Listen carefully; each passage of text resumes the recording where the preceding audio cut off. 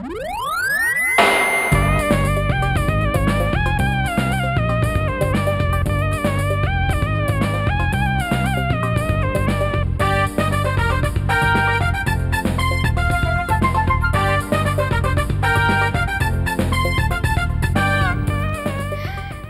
Show জানার আছে বলার আছে অনুষ্ঠানে তোমাদের সবাইকে আমন্ত্রণ জানাচ্ছি।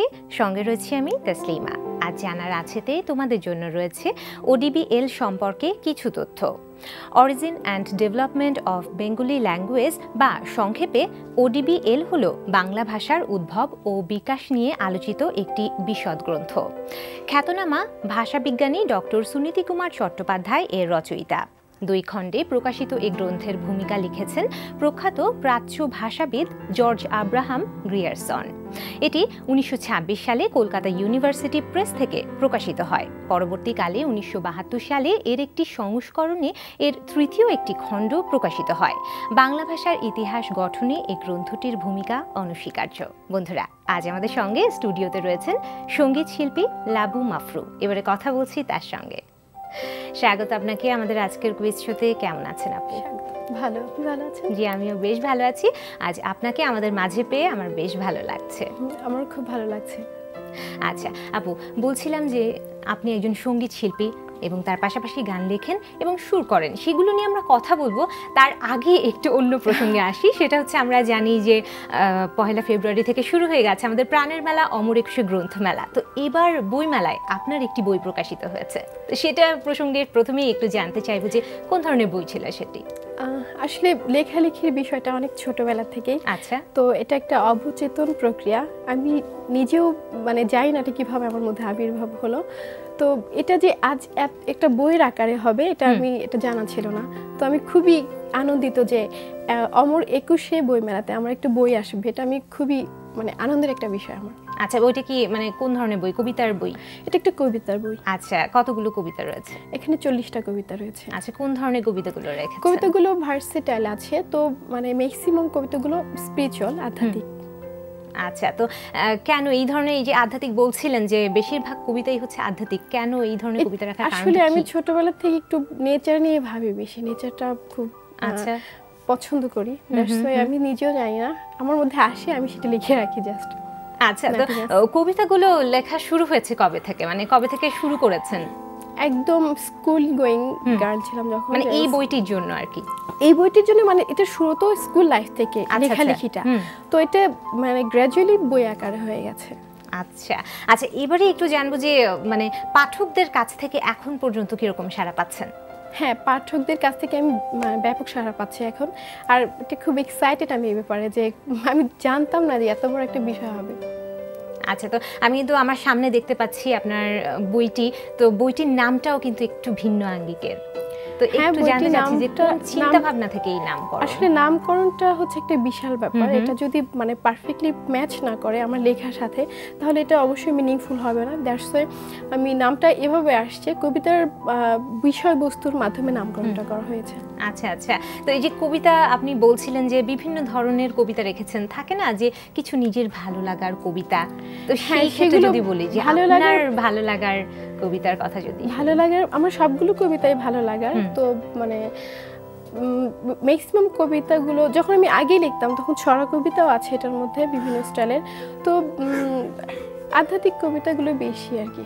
আচ্ছা, তো কি পরিকল্পনা রয়েছে সামনের দিকে? এই লেখালেখি নিয়ে কি পরিকল্পনা রয়েছে? লেখালেখি নিয়ে আমি যেহেতু এটা উইলিংলি আসছে, সো এটা নিয়ে আমি লিখবো, ফিউচারে লিখবো আরো। আচ্ছা, তো গানটাই তো আমার মেইন সাবজেক্ট। তো গানের পাশাপাশি আমার লেখালেখিটাও থাকবে। আচ্ছা, অবশ্যই এটা থাকবেই একেবারে। আচ্ছা, তো নিজেকে যদি বলা হয় যে লেখালেখি বা গান, কোনটাকে যে কোনো একটিকে বাছাই করতে আপনি কোনটাকে আসলে বেছে নেবেন? আমি দুটোকেই প্রাধান্য দিই। তো গানটাই আমার দুটো যদি কম্পেয়ার করি, গানটাই আমার প্রধান। আচ্ছা, প্রফেশনালি গানটাকেই নেবেন? হ্যাঁ, প্রফেশনালি গানটা। আচ্ছা, তো লেখালেখির কথাটা একটু যদি জানতে চাই যে পরিবার থেকে কেমন সাপোর্ট পান? লেখালেখির ব্যাপারে পরিবার থেকে সাপোর্টটা পাইনি। তো গানের ব্যাপারে খুব সাপোর্ট পেয়েছি। কেন, কিসের জন্য আসলে পাওয়া হয়নি? মানে মানে এটা কেউ মানে কনসিয়াস ছিল না যে আমাকে লিখতে হবে, বাট গানের ব্যাপারে সবাই খুব কনসিয়াস ছিল, সবাই খুব আগ্রহী। আচ্ছা আচ্ছা, কবিতার বইটি নিয়ে কথা বলছিলাম, তোমায় দেখি দিব্য জ্ঞানে, এই বইটি তোমায় দেখি দিব্য, হ্যাঁ বিরতির উপরে কথা বলছিলাম। তো এবারে একটু জানবো, যেহেতু বলছিলাম যে আপনি একজন সঙ্গীত শিল্পী, তো সঙ্গীত প্রসঙ্গে এবার একটু চলে আসি আমরা, যে সামনেই আপনার একটি একক অ্যালবাম রিলিজ পেতে যাচ্ছে। অ্যালবামটি সম্পর্কে শুনবো, যে কতদূর নাগাদ কাজ হয়েছে বা কতদিন আমরা পাবো অ্যালবামটি রিলিজ? অ্যালবামটি মানে অ্যাবাউট টু কমপ্লিট, এখনো শেষ হয়নি। তো এটা অনেক দিন সময় লেগেছে, প্রায় পুরো 1 বছর ধরে কাজ করেছি। তো বিভিন্ন ধরনের গান আছে এখানে, মডার্ন ফোক, আধুনিক ফোক, মানে সব ধরনের গানই আছে। তো অনেক বেশি শ্রম দিতে হয়েছে আমার এটাকে অনেক। এর সাথে সাথে এই গানগুলো থেকে আমি মিউজিক ভিডিও করছি কিছু। আচ্ছা আচ্ছা, তো সঙ্গীত আয়োজনে কারা রয়েছেন? সঙ্গীত আয়োজনে ভেরিয়াস, তো কম্পোজিশন হচ্ছে লিরিচিস্ট এবং tenure various, but composition Istiaq হাসানের। আচ্ছা ঠিক আছে, আমরা আরো কথা বলবো। একজন বন্ধু রয়েছে সঙ্গে, ফোনটা নিয়ে আমরা কথায় ফিরছি। হ্যালো, কে বলছো? আমি সুরামিন বলছিলাম কলাগড়া থেকে। আপু ভালো আছেন? হ্যাঁ ভালো আছি, তুমি কেমন আছো? আমিও ভালো আছি। আচ্ছা, কোন ক্লাসে পড়ছো, কোন স্কুল বলো? আমি কলাগড়া হিজলটি মাধ্যমিক বিদ্যালয়ের ক্লাস 9 এ পড়ি। আচ্ছা খুব ভালো। এবার বলো, কোন বিভাগ থেকে প্রশ্ন নিয়ে কুইজে অংশগ্রহণ করতে চাও বলো? ছোটদের পার্লামেন্ট। আচ্ছা, বড় হয়ে কি হতে চাও? আমি বড় হয়ে একজন কবি হতে চাই। খুব ভালো, প্রশ্নে যাচ্ছি। হ্যাঁ, প্রথম প্রশ্ন তোমার জন্য।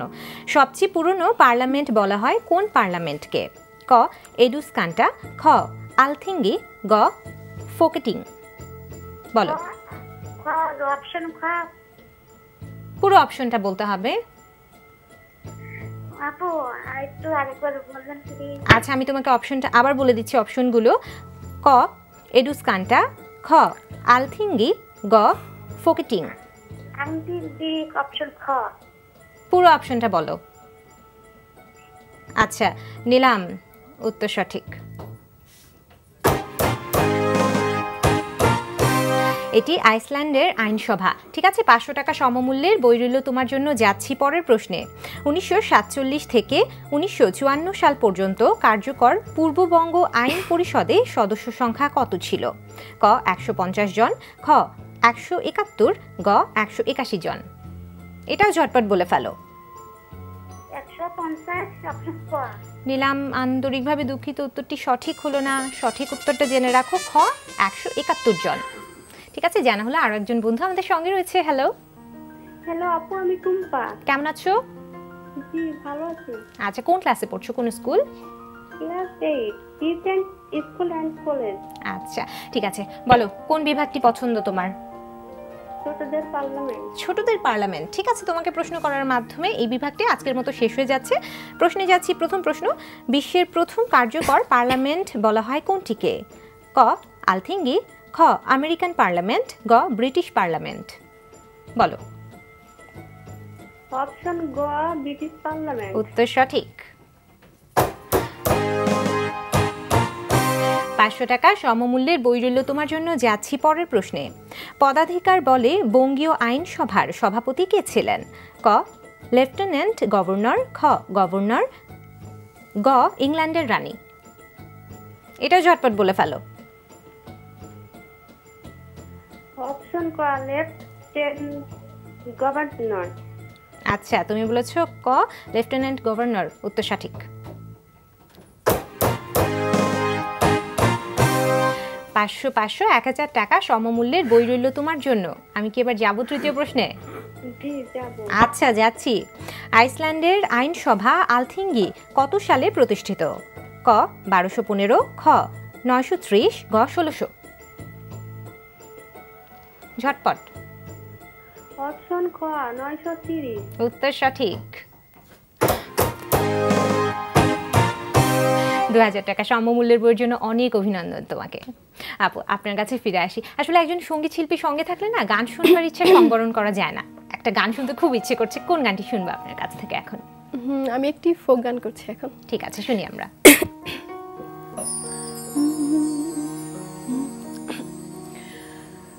উজান ভাটির টানা টানি মধ্যেখানে নদীর পানি বড় অসহায়, আমিও সে পানির মতো তোমার দোটানায়।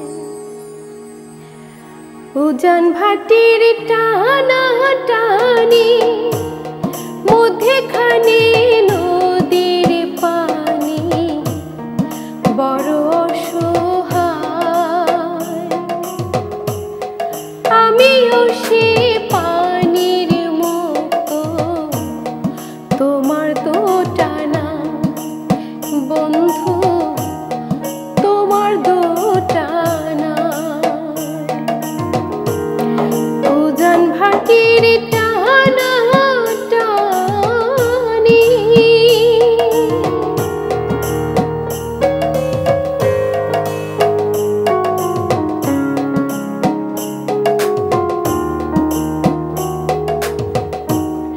খানিক তোমায় আপন লাগে, খানিক তোমায় পর,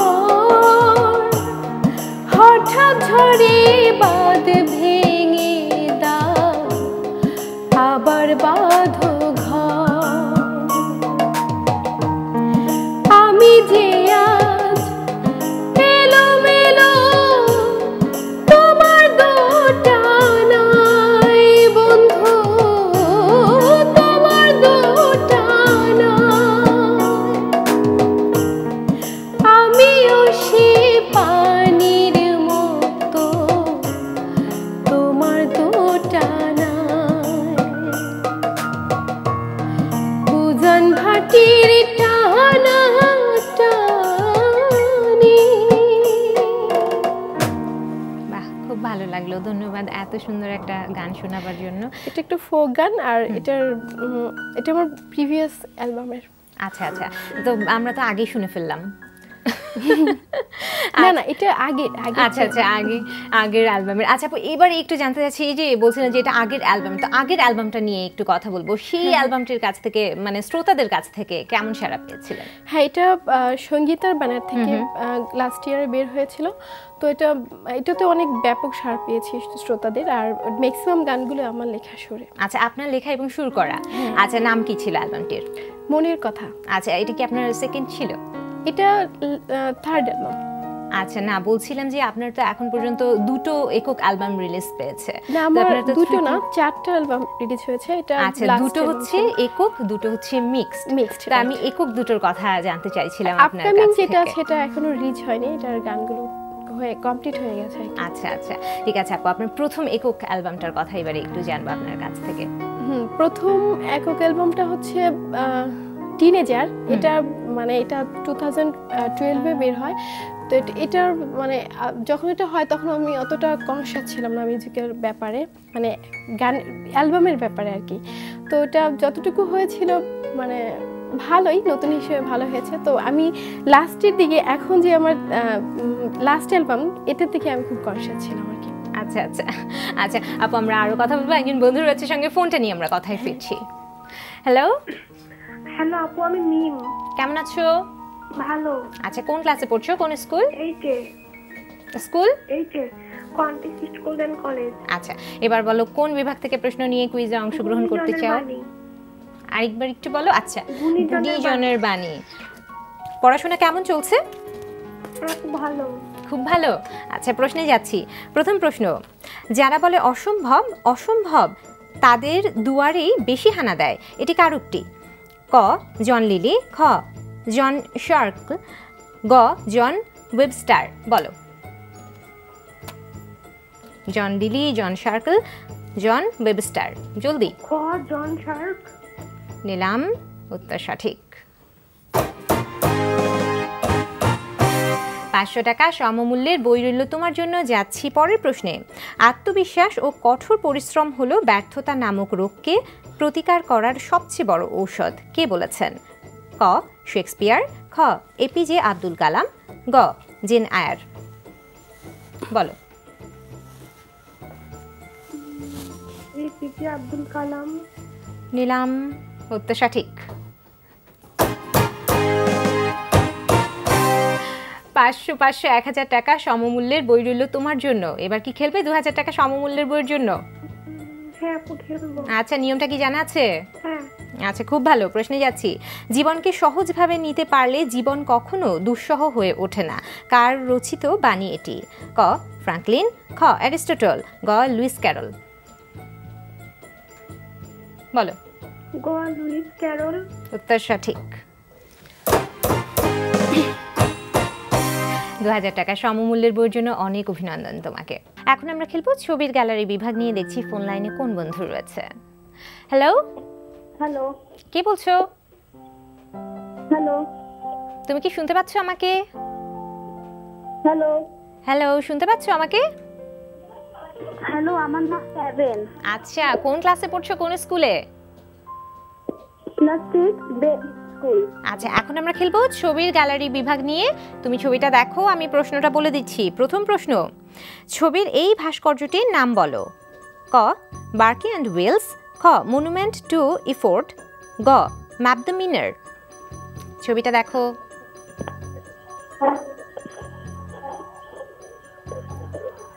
সময় চলে যাচ্ছে, জলদি বলতে হবে। অপশন খ মনুমেন্ট টু ইফোর্ট। আচ্ছা, নিলাম, উত্তর সঠিক। এটি কলম্বিয়ায় অবস্থিত। ঠিক আছে, 500 টাকা সমমূল্যের বই রইল তোমার জন্য। যাচ্ছি পরের প্রশ্নে।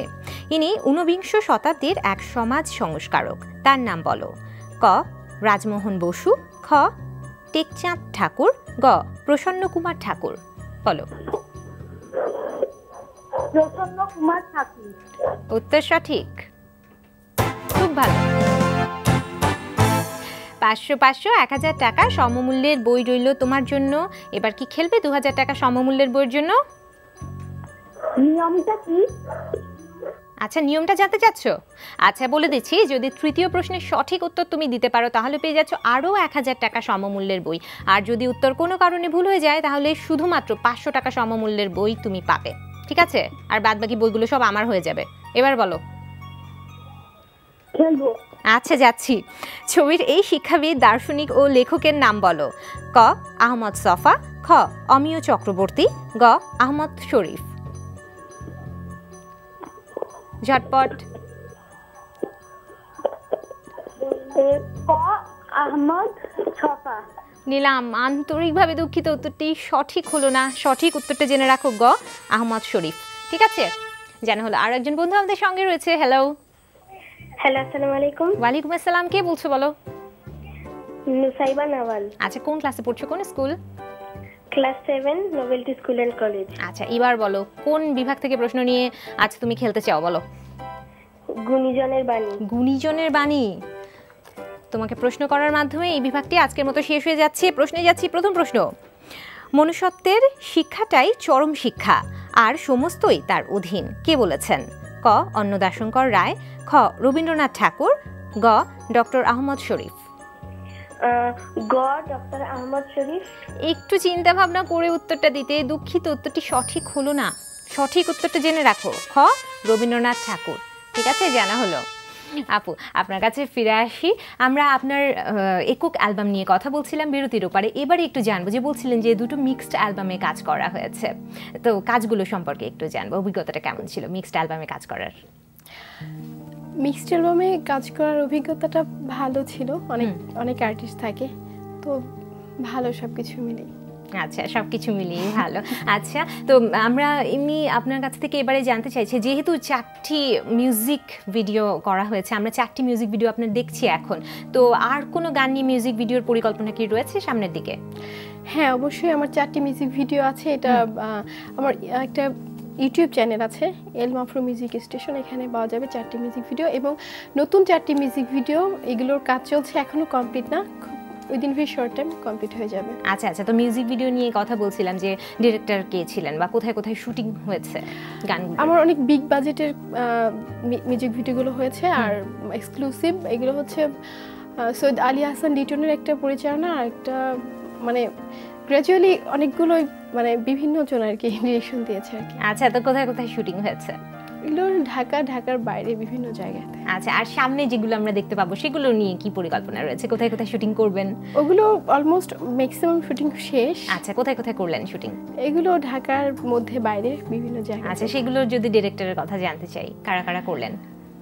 এখানে ইস্তিয়া খান আছে, তারপর আরেকজন মিউজিক, ওনার নামটা অ্যাকচুয়ালি আমি মনে করতে পারছি না, নতুন, সো আমি ভালো হবে। তো ইউটিউব চ্যানেল নিয়ে কথা বলছিলেন, তো আপনার চ্যানেলটি কবে থেকে শুরু হয়েছে একটু জানতে চাইবো, যে কেন এই ধরনের পরিকল্পনাটা মাথায় এলো?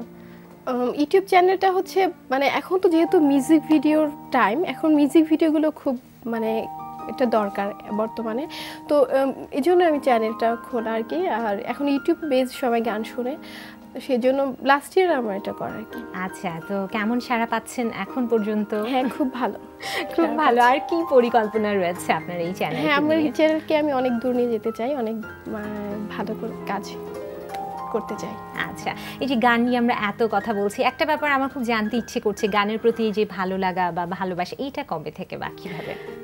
গানটা অ্যাকচুয়ালি আমার ফ্যামিলি ব্যাকগ্রাউন্ড আছে, আমার বাবা মা ভাই সবাই সিঙ্গার, সবাই গান করে, তো সেক্ষেত্রে মানে গানটা আমার মানে জন্ম থেকে আর কি, গানের মধ্যে আমার বেড়ে ওঠা, সো গানটাকে আমি কখনো ডিপ্রাইভ করতে পারবো না। অবশ্যই। তো তালিম নেওয়া হয়েছে কাদের কাছ তালিম থেকে? নেওয়াটা প্রথমত বাবা মার কাছ থেকে, তারপর আমার হোম ডিস্ট্রিক্ট হচ্ছে মানিকগঞ্জ, এটা হচ্ছে এখানে একজন উস্তাদ ছিলেন, এখন উনি নাই, এখন উনি কালীপদ ভৌমিক, তার কাছ থেকে আমি 3 বছর ক্লাসিক্যাল শিখি, তারপর এখন বর্তমানে 5 বছর যাবত আমি উস্তাদ সঞ্জীবদের কাছ থেকে ক্লাসিক্যাল শিখছি। ক্লাসিক্যালটাই হচ্ছে আমার মূল বেস আর কি। আচ্ছা, তো এই যে দেখা যায় না যে একটা গান, বা যদি বলি যে একটা গান ওঠানোর পরে সবাই নিশ্চয়ই বসে আপনার গানটা শুনে, মা বাবারা বা ভাই বোনরা, বা একটা অ্যালবাম রিলিজ পাওয়ার পরে সবাই নিশ্চয়ই শুনে থাকে, এক একজনের এক এক মতামত হয়ে থাকে, কেউ কেউ বলছে না ভালো হয়েছে, কেউ কেউ বলছে না আর একটু ভালো হলে মন্দ হতো না, এই যে একটা সমালোচনা হয়ে থাকে, সেটা কি কিরকম এনজয় করেন? হ্যাঁ, এটা আমি যখন একটা গান লিখি, হ্যাঁ, তখন মানে আমি প্রথমে আগে আমার বড় ভাই, সে তো অনেক ভালো একজন শিল্পী, তো ভালো বোঝার মতো ওর দক্ষতা আছে, তো আমি আমি প্রথমে ভাইয়াকে দেখাই যে কেমন হলো, তখন ও যদি রেসপন্স করে আমি খুব মানে কনফিডেন্ট থাকি আর কি, যে হয়েছে, ভালো হয়েছে। আচ্ছা, এই যে গান লেখার প্রসঙ্গটা যখন এসেই গেল, একটা ব্যাপার আমার খুব জানতে ইচ্ছে করছে, গান লেখার শুরুটা হয়েছে কবে থেকে? গান লেখার শুরুটাও আগের থেকেই ছিল, বাট ওটা মানে গান যে লিখবো মানে কিছু কিছু ছিল আমার মধ্যে, বাট পার্টিকুলার মানে অনেক লিখবো এটা জানতাম না, তো এখন লিখছি, হচ্ছে যেহেতু লিখছি আর কি। আচ্ছা আচ্ছা, তো এই যে আপনার অনেক গানই আপনি নিজে লিখেছেন, আবার সুরও করেছেন, তো সুর করার ব্যাপারটা একটু জানতে চাইবো, যে সুর করার কবে থেকে শুরু? সুর অ্যাকচুয়ালি আমার সুর থেকেই আগে সুরটা আসে, তারপর লিরিকটা আসে। আচ্ছা, সুর যেহেতু সুর আমার মধ্যে আছে, সুরে আমার জন্ম, মা তো আগে থেকেই গান করে, সো এই জন্য মানে ওই সুরটা আগে আসে আমার, সুর তারপর লিরিকটা। মানে একবারে ছোট্ট করে একটু শুনতে চাইছি যে ভবিষ্যতে কি পরিকল্পনা রয়েছে গান নিয়ে?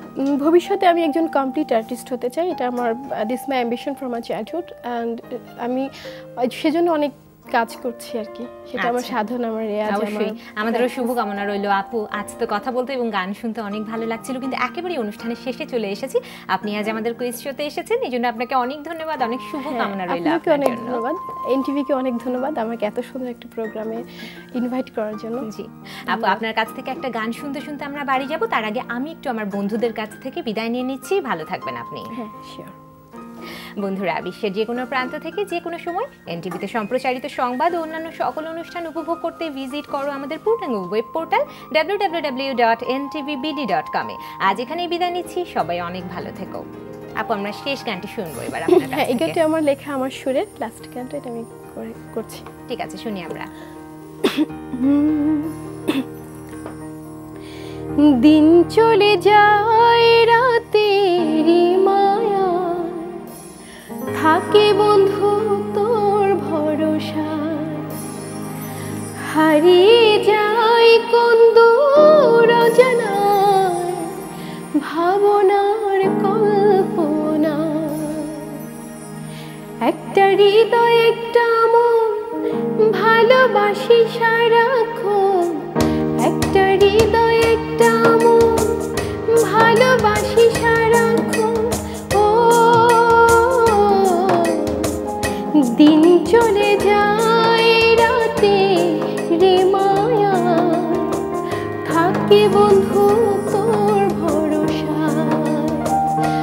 হারিয়ে যাই কোন দূর অজানায় ভাবনার কল্পনা।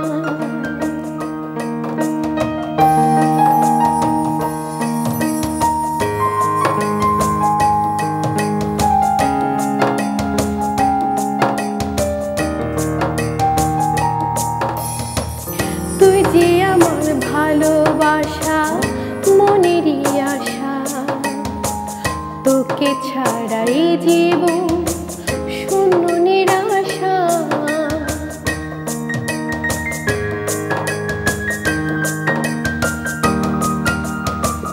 তুই যে আমার ভালোবাসা